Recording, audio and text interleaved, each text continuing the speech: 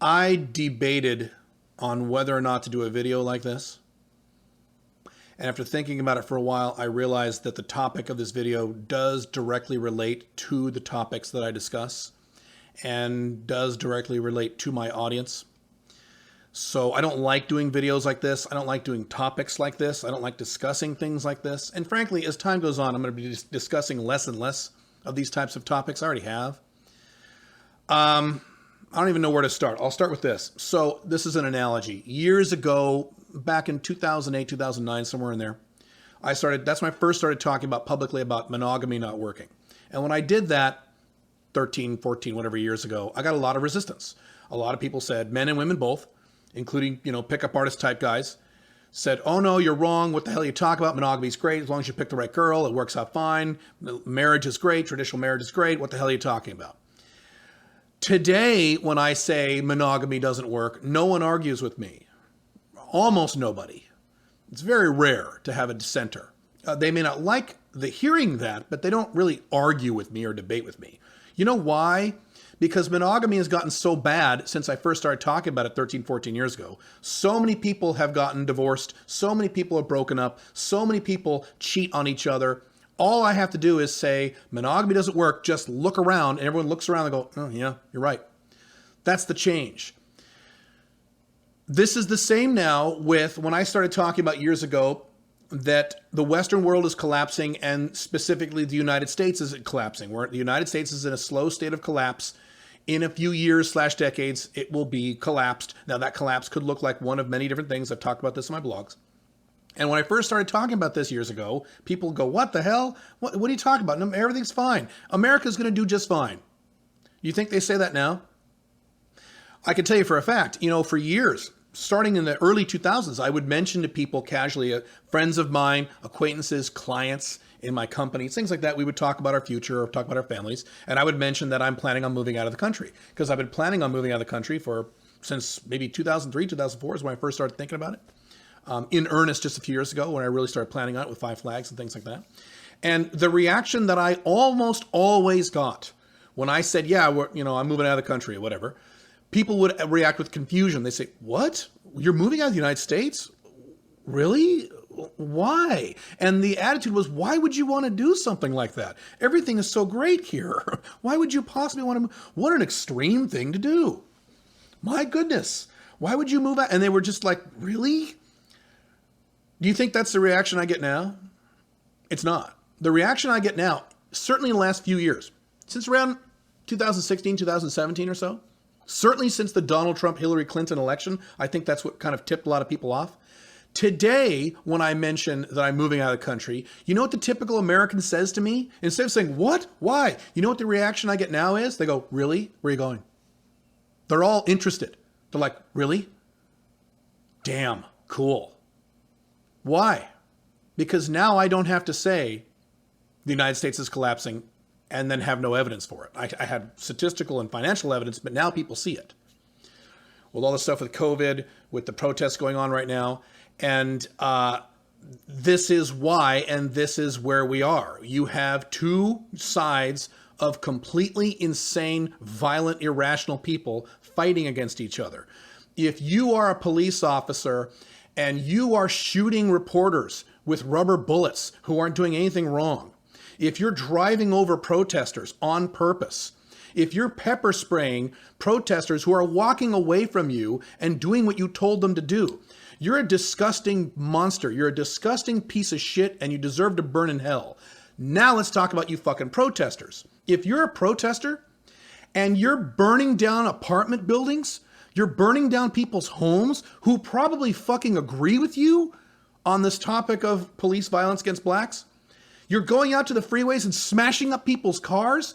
You are also a disgusting, monstrous piece of shit, and you deserve to burn in hell. Now let's talk about the majority of people in this problem who are defending either one of these groups of people. If you are some kind of Donald Trump supporter and you are indirectly defending the cops, say, well, I don't like cops who shoot people who are innocent, but God damn it, we need law and order in this country, and these fucking protesters need to be put in their place. And If you're defending this kind of attitude, this kind of actions with these police officers, you are a disgusting, monstrous piece of shit, and you deserve to burn in hell. Now, if you're an SJW, if you're a left-winger, and you're defending these protesters, protesters shouldn't burn down people's homes. That's wrong. But you know what? Sometimes you got to get violent, because sometimes violence is the only thing people listen to. And you are a disgusting, monstrous piece of shit. And you deserve to burn in hell. And both of you groups of people, you insane, irrational Trump supporters who defend police officers even indirectly, and you ridiculous SJW socialists who defend violent protesters who are committing violence against citizens who didn't do anything wrong, who are completely innocent, and probably agree with you. In both cases, you two groups of people are exhibit A as to why I'm leaving the country next year. I was planning on moving out of the United States in 2025. That was my plan originally. And a few years ago, I saw the writing on the wall. I saw that things are going to get much worse in the United States much sooner than even I planned. So I said, you know what? 2005, that's not going to be soon enough. And I moved it up 4 years to 2021, which is next year, which is still my current plan. I would like to move now. I would like to leave the United States right now. It's not feasible right now, financially, and some other logistics I'm setting up for my taxes and my businesses. And also with COVID and the border closures, obviously not an option right now. But if it were up to me, I would be out of the United States within 30 days as of now. I'm not going to do that. I'm going to stick with the plan of getting out of the United States next year. By quarter one of 2021, by the end of March, I'm going to be out of here. I'll still be here a lot. I will still maintain a place to stay here probably. I will still have businesses and financial interests here, friends and family here. That's not going to change. But in terms of my overall, my primary residence and where I'm going to be, as of next year, I will spend a very small percentage of the year in the United States. And God, I can't wait. I understand that if I say to you, hey, you need to get out of the United States, you need to move out. I understand most of you in my audience, for most of you guys, that's not feasible, or it's too much to ask, either logistically or mentally, to wrap your head around that concept of moving out of the United States permanently. Or if you're in Europe, moving out of Europe, which you need to do. Or in Canada, moving out of Canada. The collapsing trifecta, United States, Europe, Canada. I understand that. So now, for most of you, that's probably not going to be an option. It's probably not something you're ever going to do. I understand that. I don't agree with it, but I understand reality. I'm an objectivist, more or less. I understand how this stuff works. I understand.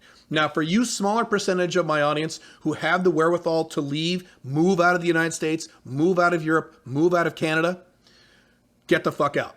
Get out now. Get out. Now, if you can't move or don't want to move, I'll cover you in a second. But you guys in my audience who have that wherewithal, I would make a plan, sit down, do this in the next week or so, to make a plan to move out of the Western world within 6 to 24 months. You don't do it tomorrow. Okay, I know it's a big change. If you can do it sooner, great. If you can't, 6 to 24 months, set a goal. So that means by, early 2023, make a plan to get the hell out of here. Get out of here. Get out of the United States. Move out. You can come visit a lot. That's fine.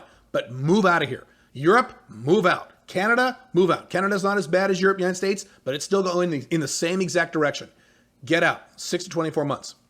Now, for the rest of you who can't or won't, or that's just not part of your being to move out of the United States permanently, I understand.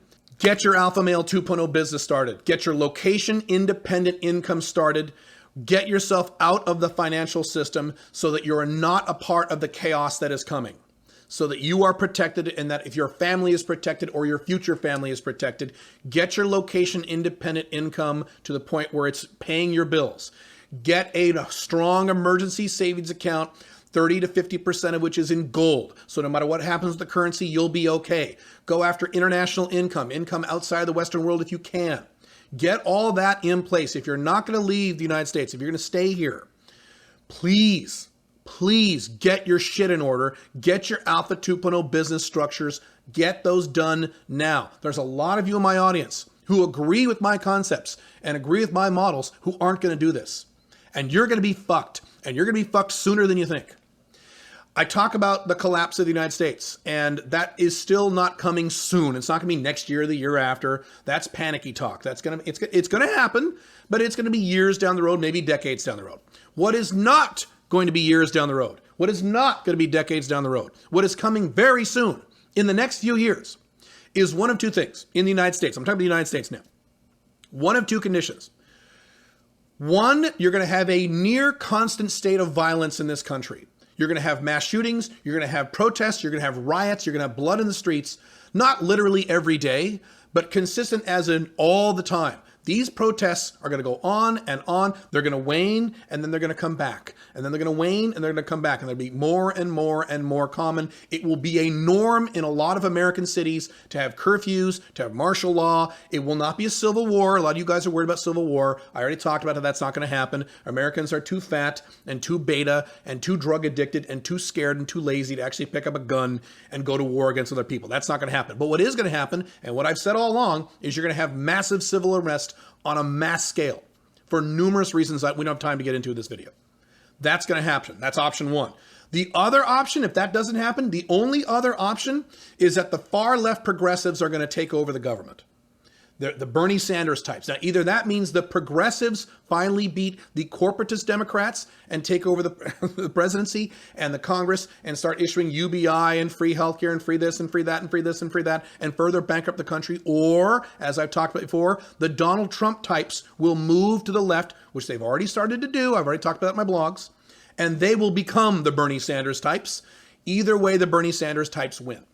It's one of those two. One of those two scenarios will occur. That will calm down the violence, but that'll further the collapse of the United States because obviously the United States can't afford this stuff. It's in way too much debt. One of those two things are going to happen in this country in the next few years, if not sooner. Now, that means if you are a hardcore SJW socialist, you have a 50% chance of getting what you want and a 50% chance of getting fucked. 50-50. I hope you like those odds because that's what you've got. If you are not a hard left quasi-socialist, democratic, socialist, progressive, you're fucked.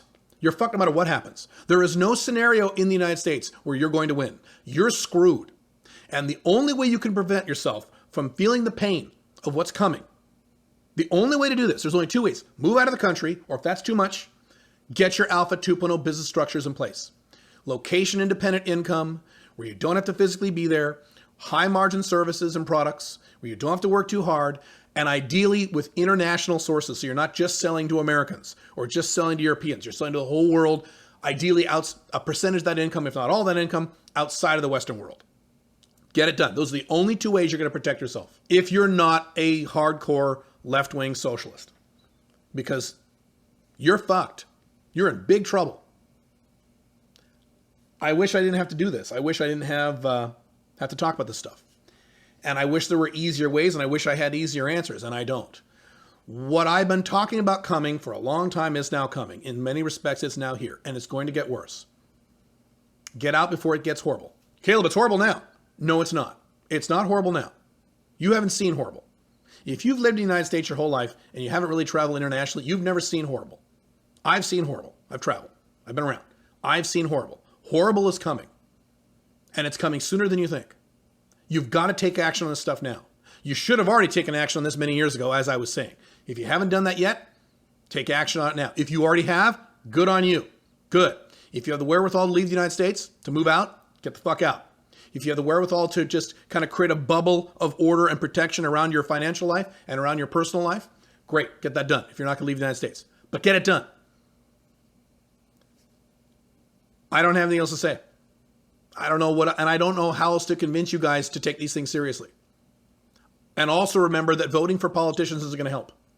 Protesting is not going to help. These protests aren't going to fix a goddamn thing. Cops will continue to kill black people no matter what happens. These protests aren't going to accomplish a thing, just like the Rodney King riots in 1992, before many of you were born, were bitching about the exact same thing and nothing changed, or virtually nothing changed. Nothing of significance changed. The WTO riots in the early 2000s, nothing changed. The Tea Party riots, the Tea Party protests, I should say, nothing changed. Occupy Wall Street, nothing changed. These protests, as I've talked about many times, do not solve anything. Political activism does not solve anything anymore. Voting for politicians does not solve anything. You've got to take action on your own life. Either get the fuck out of the United States or please set up your Alpha 2.0 businesses so you can protect yourself financially for the long haul, especially if you plan on living in this country for the rest of your life or the long term. That's it. I wish I had better news. Wish I had better advice. That's what I got. Take this stuff seriously. Don't fuck around with this anymore. It's happening now.